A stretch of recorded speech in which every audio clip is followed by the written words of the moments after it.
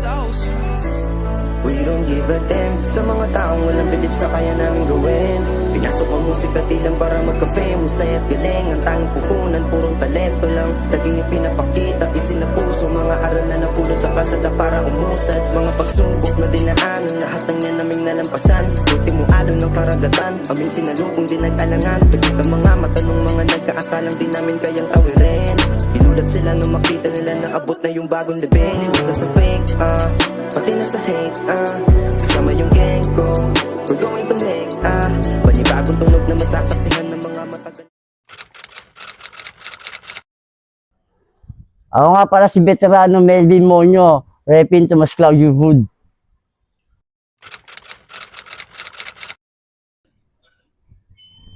Nabibilang ako sa grupo ng TBS. At nagmula ako kay Maynard Padrino, Veterano 2. Pero namulat ako kay Rino Loco. Veterano 3. Hanggang sa sinama ako ni Rino, tumambay ng quad. Guro mga year 1996, mga ganon. Hanggang sa, ayun, namulat ako kay Rino sa Banatan, Rambulan, talagang buhay sa buhay. Kung hindi ka matibay, talagang wala. Maaga ka mamamatay. Laking baklaran ako. Hanggang sa nakita ko sila Maynard, nakatambay sa lugar namin, sa Tomas Claudio. Ngayon, na-influensyahan ako na mag-TBS. Sinali ako ngayon ni Maynard. Hanggang sa, ayun, dinala ako nila Rino sa quad. Nila Joseph Satan, nila Veterano Edward 4. Hanggang sa habang kami tambay sa quad, gimmick kami, Hard Rock, Synergy, Mars, kung saan-saan. Saan-saan kami nag-gimmick nila Joseph Satan, nila Rino, nila Maynard Padrino. Hanggang sa pagtapos namin sa quad, diretso kami sa Baclaran, sa Tomas Claudio Hood. Sa bahay namin lahat. Lahat sila, dun sila nakatambay. Sa bahay. Welcome lahat, kahit sino, basta TBS, welcome. Hanggang sa magulo, sobrang gulo, pero iisa pa rin ang puso't isip namin, lahat ng plano. Plano ng isa, plano ng lahat. Talagang sumasang-ayon ng lahat. Tsaka bago ka mag-TBS dati, sobrang hirap. Piling-pili lang talaga. Ako nga dati, talagang salan-sala pa ako. Ayaw pa akong tanggapin nila Rino. Yan ang totoo nun, dahil nga iba yung dating ko dati. Walang parang hindi ko kayang sumabay sa mga pormahan. Hanggang sa ayun, natutunan ko, nag-ipon ako. Ayun, hanggang sa lumawak ako, si Rino na nakasama ko sa mga rambulan, hanggang sa nagkaroon ng gulang, ng tapang. Ayun. Tambay na kami sa Baclaran, kami nila Rino, Joseph, Maynard, nila Edward, doon sa bahay namin mismo. Hanggang sa abuti kami ng simbang gabi. Nag-iipon-ipon kami sa Tomas Claudio Hood. Simbang gabi, hanggang sa pagtapos sa simbang gabi, balik sa may Tomas Claudio, away na, rambulan na. Hanggang sa lilito si Joseph, may dalawang si Maynard, may baby na dala. Panahon namin, marami ring sumubok na ibang gang, pero hindi naman sila napaya. Hanggang sa tumambay mga taga Marliga sa Baclaran, sa Tomas Claudio, sa bahay namin.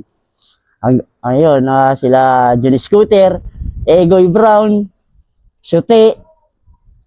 Isa lahat ng old school ng mga taga Marliga ng 90s, lahat yan, sa amin lahat nakatambay yan. Hanggang sa napadpad naman ako sa lugar nila sa Marliga Village, nakapalagayan ko ng loob naman si Scooter. Hanggang sa napatambay kami ng Marliga, siyempre, may time na hindi rin maiwasan na puro rambulan.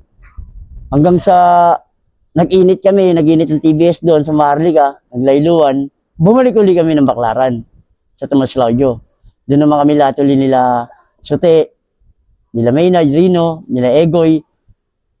Hanggang sa pagbalik namin ng Baclaran, doon naman ako napadpad sa Malate. Mahilig kasi din akong gumimik mga party goers kami dati, panahon namin. Hanggang sa nakilala ko na sila Padlock, sila Nani. Ayun ang mga madalas namin kasama sa Forbes. Yun, pagtapos namin gumimik, bar. Paglabas, rambulan, mga kalaban din, pero hindi pa rin kami nagpatinag. Talagang tinayo pa rin namin yung bandera ng TBS. Halos lahat ng mga kasabayan kong veterano sa TBS at matitindi. Hanggang sa tumambay sila Spoon sa amin, sa Tomas Claudio. Baclaran, andyan sila Spoon, sila Joseph Spider, sila Enang, sila Dudong, sila Levi, sila Ronel. Hanggang sa ayun, tambay kami ng Baclaran, tapos gimmick, punta ng quad, ganun. Hanggang sa, eto na ngayon, may biglang lumabas na kulay-kulay ngayon, yung pula-asul na yan. Dati wala naman talagang pula at asul eh. Dati ang TBS namin talagang iisa lang. Kung ano desisyon, kung ano plano, yun lang. Kami panahon namin nila Satan, nila Warren, lahat. Talagang iisa lang kami, tulungan, nila Bricks. Ngayon, eto na, yung pula-asul na yan. Hanggang sa kaya na, nadala na yung pangalan ng TBS. Siyempre, di ba? Hindi na lang nila inisip yung mga sinakripisyo namin na mga talagang matatagal na naipagpagpagpagpag dahil sa gang. Yung mga TBS na dahil sa gang. Di ba? Ganun-ganun na lang nila nasagisaan dahil sa kulay. Kaya nga, sa ngayon, mas maigi na rin nagkakaroon ng pagkakaisa eh. Mas maganda ang ganyan. Yan talagang TBS dati. May pagkakaisa, may pagmamahal sa isa't isa. Walang asul, walang pula. Brown lang ang represent yung kami dati, mga TBS 90s. Yan ang minulat ko sa mga TBS ko sa Cavite. Lahat yan, respect. Kung ano ako dati, ganun din sila. Marunong kumilala, marunong magpakumbaba, at marunong magpasensya. Basta't kapwa TBS. Napakasakit. Napakasakit gumalaw at manggalaw ng kapwa TBS. Kung talagang nasa puso nyo dala nyo ang TBS talaga. Yung kami dati, wala kaming sinasaktan na kahit sino na TBS. Lahat inuunawa, iniintindi sa pag-uusapan. May pagkakaisa. Plano, desisyon. Iisa lang kami lahat. Ready for whatever. Kung bakit nababanggit ko na sobrang sama ng loob ko nang dahil lang sa lumalabas na kulay-kulay na yan, yung pulat asul na yan. Kasi ako, alos buhay at sakripisyo na ang ginawa ko dahil sa grupo. Ganun-ganun na lang din masira dahil sa kanila. Andiyan na yung tipong nakatambay kami sa Tomas Claudio. Hanggang sa napaaway ang mga kasabayan kong TBS dyan. Hanggang sa tinagtanggol ko yung TBS.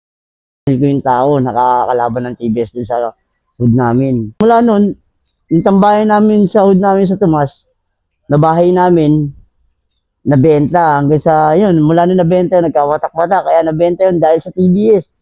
Sa sobrang pagmamahal ko sa grupo natin. Kaya ganun-ganun lang din kasamahan loob ko. Nung mga naglabasan na yung pulat asul na yan. Kasi ako, wala akong kulay na dinadali. Yan din ang pinamumulat ko sa mga TBS ko. Walang kulay na dadalin. Iisa lang tayo, brown lang. Respect. Basta TBS, TBS. O, shoutout nga pala sa Baclaran Hood. Yoyi. Ninyo. O, mga iba pang kasabayan ko sa Baclaran. Pati sa mga buong TBS 90s. Shoutout sa inyo.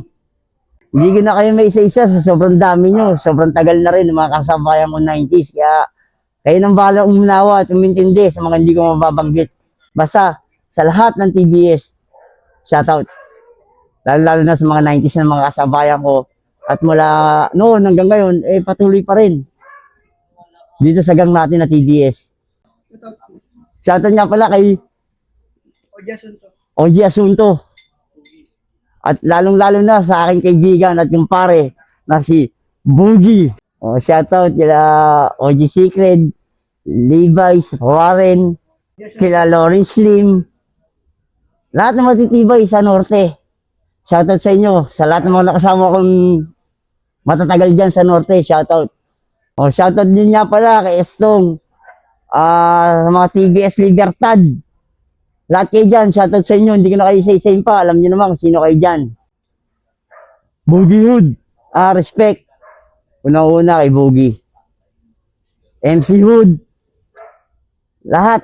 Mga nasasakupan kong Hood. Shoutout sa inyo. Basta TBS. Shoutout. Pasensya na rin sa mga ibang Hood na hindi ko nabanggit. Alam niyo na, sobrang dami. Pinagdaanan natin nakasama. Eh kung isa-isain ko, abutin na tayo madaling araw dito. Maraming salamat sa inyo hanggang ngayon eh. Andiyan pa rin kayo, patuloy pa rin dinadala ang bandera ng TBS. Hanggang mamatay, TBS. Kung ikukwento ko lahat-lahat, kukulangin tayo, masyado ng gabi. Eh, abangan nyo na lang ang part 2. Ito naman, Cavite. Sa lahat ng TBS dyan, supportahan nyo na lang ang page ng Kwentong Kanto.